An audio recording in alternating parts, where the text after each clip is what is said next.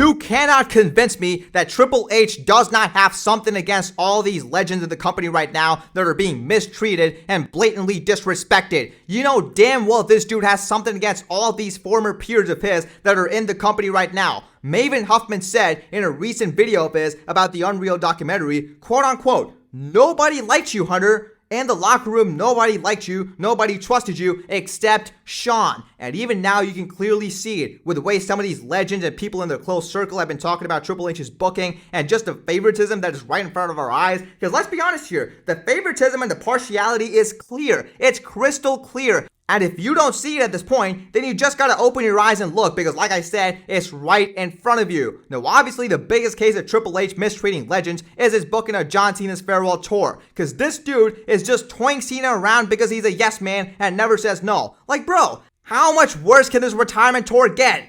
It's like just when you think it can't get any worse, Triple H somehow figures out a way. His promos as a heel are underwhelming, right? But it can't get any worse. Boom. Final Mania match, ruined. But okay, it can't get any worse after that, right? Final match with Randy Orton ends with an R-Truth interference. And then Punk vs. Cena gets ruined. And then he wastes a whole month doing nothing with Logan Paul and Cody Rhodes. And then after all that, he randomly turns face in the worst way possible, completely insulting the fans' intelligence. And then he has him get squashed by Brock Lesnar. And it gets worse. This dude really looked at us dead in the eye. Triple H looked us dead in the eye and said that this was all Cena's wish list. He just threw Cena under the bus for all of his bad booking, when we all know damn well that John Cena never says no and he never pitches an idea. He's a yes man. He does what the company tells him to do. And even he said that. John Cena said that he basically exposed Triple H for being a pathetic liar. He said, quote unquote, "They deal the cards, I just play them." And he didn't just say that once. He said it again and again and again and again to make his point clear that Triple H was lying through his teeth. You cannot convince me that Triple H does not have something against Cena, because this is not just disrespectful, this is disgraceful.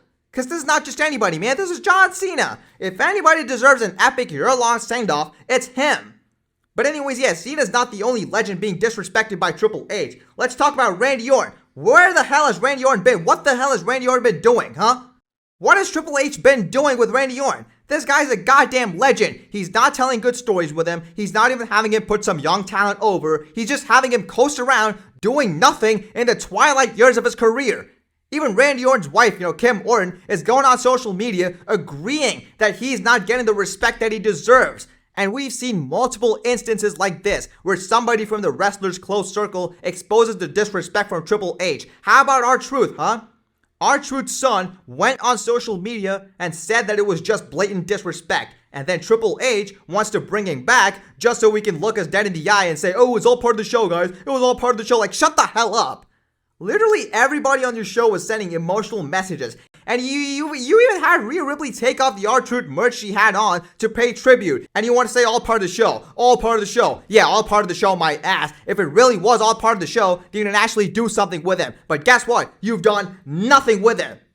AJ Styles, guys. The disrespect to AJ Styles cannot be more clear. Just like with R-Truth, AJ Styles' son was on the internet saying that his dad is being mistreated and disrespected too, and you can clearly see it. Obviously, AJ Styles had his run as a top guy from 2016 until like 2019, but even after that, it still seemed like he was given that respect as a top guy with how he was booked. He got a Mania match with The Undertaker, he won the IC title, he had a Mania match with Edge, and now obviously there were low points, I'll give you that, like his tag team with Omos, but overall, it never seemed like he's being outright disrespected or anything like that with the way he was booked. Because like I said, the Mania match with Edge and all that stuff, it was actually one of the top stories on Raw at the time. And when Triple H took over, this dude was jobbing out to Karrion Kross.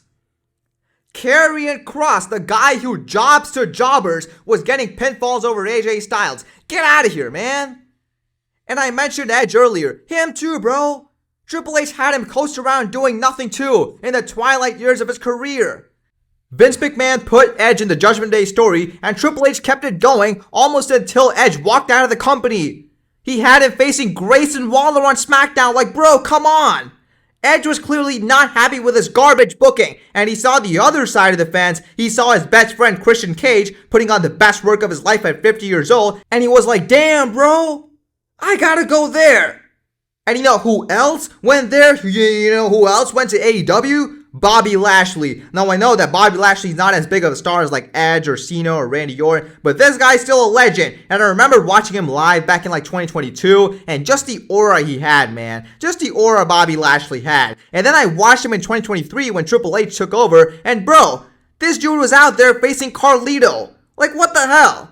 And unlike Edge, Lashley actually talked about how he felt like he did not belong in Triple H's WWE. He said that Triple H never really understood him, and they never really talked either. And even MVP has publicly talked about the disrespect from Triple H countless times.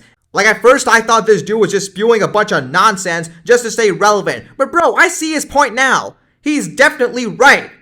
And it's not even like Triple H might be a little hands-off with his booking for the legends or the older guys so that he can focus on the younger guys, the young talent of the roster that he can push and turn into superstars that will carry the company forward for the next 10 or maybe 15 years. But no, because everybody in this goddamn company that is in a prominent position right now isn't a day under 38. You cannot give me the young talent BS because this dude has not built up anybody young. Look, this whole thing with Triple H mistreating all these legends, it's definitely because of two things. One, Triple H does not like most of them, and most of them don't like Triple H, for sure. And two, Triple H wants to, for the lack of a better term, cleanse the WWE. All these stars Vince McMahon created, screw that. This is Triple H's WWE. That's what he wants you to think. And he wants you to look at Rhea Ripley on top, and Cody Rhodes on top, and Seth Rollins on top, and look at him in the center of all of that. Look at Triple H in the center of all of that, because they're his guys, and this is his WWE, and everybody else is just left to eat shit. And I'm not implying that these guys suck and they don't deserve it or whatever, you know? I don't dislike Rhea Ripley. Hell, I like Seth and Cody, but it's clear that these guys are the Triple H soldiers who go out there and defend Triple H like their lives depend on it, and look at you dead in the eye and lie to your face that WWE is in the boom period right now, and this is the hottest they've ever been. Have you ever seen John Cena do the same?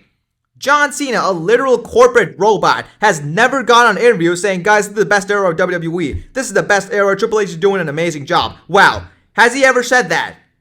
Has Edge ever said, hey guys, Triple H is killing it. He's doing amazing right now? Has he ever said that? Before or after he left the company? Has Roman Reigns ever said, Triple H is great, guys. Yeah, he's leading us into this new great era that is amazing. Has he ever said that? No.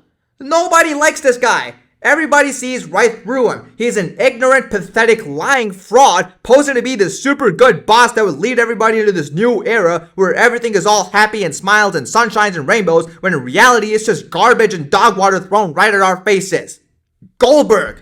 Goldberg's another example. Now, do I like Goldberg? Absolutely not. Just look at my profile, bro. Just look at my profile, bro. Who is it based on?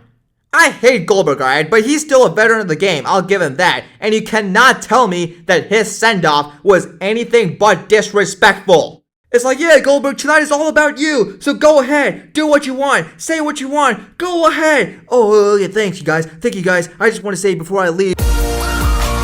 Like, bro, that is crazy. That's actually an NBC problem? Yeah, sure, buddy. Sure. In a show dedicated to Goldberg, hell, it was so much about him that the graphics for the show was literally sparkles, which is Goldberg's thing. In a show that revolved around him, they didn't know about time constraints, especially after doing 3 or 4 Saturday Night's Main Event before this one. Get out of here, man.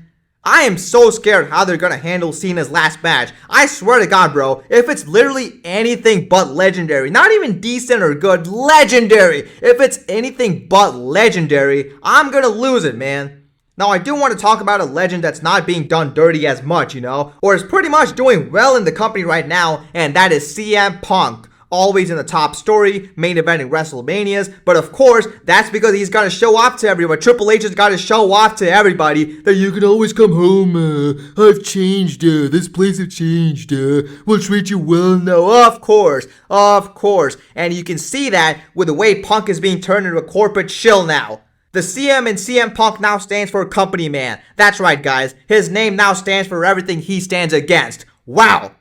And honestly, man, this is only the beginning. Not only are more and more fans starting to see through the holes in Triple H's booking, more and more people in the WWE are getting vocal about their issues with Triple H. So while I am glad that this fraud is getting exposed more and more each and So while I am glad that this fraud is getting exposed more and more each and every single day, it also sucks because we are in the dark ages now, and we will be for way longer. So with that being said, that is it for today's video, guys. Thank you so much for watching. I'll see y'all on the next video. Peace out.